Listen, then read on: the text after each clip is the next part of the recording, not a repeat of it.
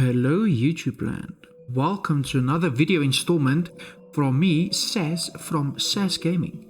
Today's video will be about a Dungeons and Dragons character. I've created my first Dungeons and Dragons character and I'm gonna play in my first ever campaign starting early February. Of course, everybody's welcome to join me. I'll be streaming it of course on Twitch, Trovo and YouTube. The links will be in the description down below. And then today's video, as I mentioned, will be my first character and we'll do a small review. The campaign we're going to play is Baldur's Gate Descent into Avernus. I'll get to the story itself slightly later on. So, as I mentioned, the campaign will be early February. Just check my social media to stay up to date when it will actually come out. And the links for my social media will also, of course, be in the descriptions down below. So, let's get down to business. This, of course, is my character. The first character I've ever created. My character is called Balazar. Basically, it's a play on word for Balthazar. So Balthazar is of course also a character in the Dungeons and Dragons universe, but I've always liked the name. So let's give a small rundown here. We've got Balazar. I'm a male. I'm a variant human. We'll go over all the descriptions of whatever the stuff is I'm going to mention now. I've done some modifiers. I'm going to have good constitution, decent dexterity and strength, a little bit of wisdom, very little charisma on a 0, and then 1 on intelligence. I've got a proficiency bonus of 2, which means I've got I did some good rolls for my skills. So dex is good, my constitution is good, wisdom decent, intelligence slightly less decent, charisma average, and strength is average. I'll be starting off with 13 hit points, which is not the end of the world, and an armor class of 14. So the attackers need to throw a decent attack roll for them to be able to knock me, you know? So let's have a look. So first of all, we've got the race, which is human basically. Now, I know everyone's going to say it's a boring race to choose because you are human. But in the Dungeons and Dragons world I've seen is very little people actually play human. So even though we are human, it's a rare race. And with the chat with the Dungeon Master, he said it's a good race to choose for the path I went on. So as a small read here, these were stories of a restless people who long ago took the seas and rivers in longboats, first to pillage and terrorize, then to settle. Yet there was an energy, a love of adventure that sang from every page. Long into the night, Zuriel read, lightning candle after precious candle. She'd never given much thought to humans, but these stories fascinated her. In these yellowed pages were tales of bold heroes, strange and fierce animals, mighty primitive gods, and a magic that was part and fabric of their distant land. In my case, I'm a variant human. So variant human is one of the more homebrew items, and I can gain a couple of traits. Especially one of the traits is a language trait, so I can choose to have a language that I can understand, and this language I've chosen is Infernal. So the campaign we're playing, again, Descent into Avernus, is basically Descent in Avernus is a campaign book that will take players from level 1 to level 13. It starts in the city of Baldur's Gate. As it slowly succumbs to the sway of corrupt powers and evil gods, the adventurers will go on a search for redemption as they descend into Avernus. Avernus is the first layer of the 9 hells, which is ruled by the archdevil Zuriel. Players will also have the option of wading into the Blood Wars. In our case, we're just playing, for now at least, just the normal campaign to descend into Avernus. So a small backstory on Zuriel. Back in the day, in the city of Alteral, the city was attacked by demons and gnomes and gnolls and all those types of things, all the evil stuff that come from hell, and this came through a portal. As an archangel back in the day, she came down to help the people and kill the devils and drive back the demons and all that, and then she was accompanied by a bunch of hell riders. They went into the first level of hell, Avernus, and then they fought. A lot of the Hell Riders then started to flee as they basically started dying, which is against their very nature, and they closed the portal behind them, which got stuck most of a lot of Hell Riders and Zuriel as well, and then she basically had to make a deal with the devil, and then she technically became the devil, sort of. So she is the proprietor of the first level of hell, which is Avernus. That's basically where we're gonna go. Now, in my case, I've got a couple of weapons. I've decided to go Gunslinger. So I'll be a variant human fighter, and I'll be a Gunslinger for that. So Gunslinger is slightly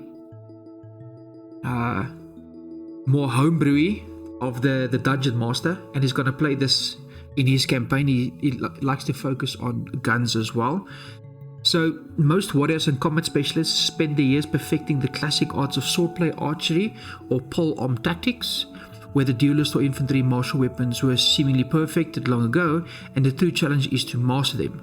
However, some minds couldn't stop with the innovation of the crossbow. Experimentation with alchemical components and rare metals have unlocked the secrets of controlled explosive force, basically a bullet. The few who survive these trials of ingenuity may become the first to create and deftly wield the first firearms. This art type focuses on the ability to design, craft and utilize powerful yet dangerous ranged weapons. Through creative innovation and immaculate aim, you become a distant force of death on the battlefield. So basically, I have chosen to follow the route of a rifleman or a sniper. So I'm gonna stand back and shoot living shit out of them. Now you can get a couple of things. There's some disadvantages, so you can reload, and there's misfires, and there's explosives and ammunition. So other than a crossbow and a longbow or a normal short bow where you can pick up your bow or your arrow rather that you've shot, bullets cannot be picked up unless it's special ammunition. So I may need to make sure that I know how to either make bullets, or I need to make sure that I buy enough bullets when I'm at the store. Understand? So that's going to be quite interesting. And then the attack, currently I've decided to go with a net as one of my specials. So I will limit movement of creatures, and then they'll be easier to kill. Rapier for shorthand and 2 double hand axes for short range. And then of course later on levels I will find my rifles and my weapons. Let's have a look. Equipment. Nothing special there. Just the net as I mentioned. And then my features and my traits. So I've decided to adopt a fighting style of archery because of course I'm a ranged weapon person. So I've got a bonus on attack rolls, and then also I've got second wind. Once per short rest you can use a bonus action to regain some HP on a short rest. So that's going to be fantastic. Let's move over to my class features. So I have archery as mentioned and the short rest. Then my racial traits being a variant human is you can speak, read and write common language and one extra language. I've chosen infernal. Since we're delving into the devil's land, that's basically infernal. So devils speak infernal, and so devils and the demons are basically at a war. That's the blood war. So devils and demons write infernal and devils speak infernal. That means I can speak to the devils, basically. I can understand what they say, and I can also speak to dragonborn, so dragons of course being their language as well. And then I've gained a proficiency in perception, and then the feat I've chosen is Riflemaster. The good thing about Riflemaster is that rifles are complex weapons, but you know just how to make every shot count. You gain the following benefit when wielding a rifle, carbine or a musket and a wheel-lock gun with rifling property. You gain a +1 bonus to damage rolls with these weapons. You can re-roll 1s and 2s to damage with these weapons. So if I roll a 1 or a 2, I can re-roll that infinitely up until I get a 3 or plus. So my damage should always be a decent damage. If you roll a critical hit or deal a killing blow with these weapons, you can use your reaction to take an additional shot at a creature within 10 feet of the creature hit. So if there's a couple of creatures ganged up on one of my tanks, for example, and I kill one of them, I can take another shot and hopefully kill them as well, or even take damage. So this can be a nice combo hit. The normal range of these weapons increase by 10. So for example, a 10 goes to a 20, a 20 to a 30, and long range increases by 30. So a 30 goes to a 60, and that's fantastic if you ask me. Now my background, what I've chosen is a Hell Rider. So let me give you a small read here. As a Hell Rider, and of course the Hell Riders tie in perfectly with the descent into Avernus, as Zuriel fought alongside the Hell Riders, and now technically I'm going to fight opposite her when we play the campaign. So as a Hell Rider, you are well respected within the Elite Guard, and your heraldry is recognized throughout Furin.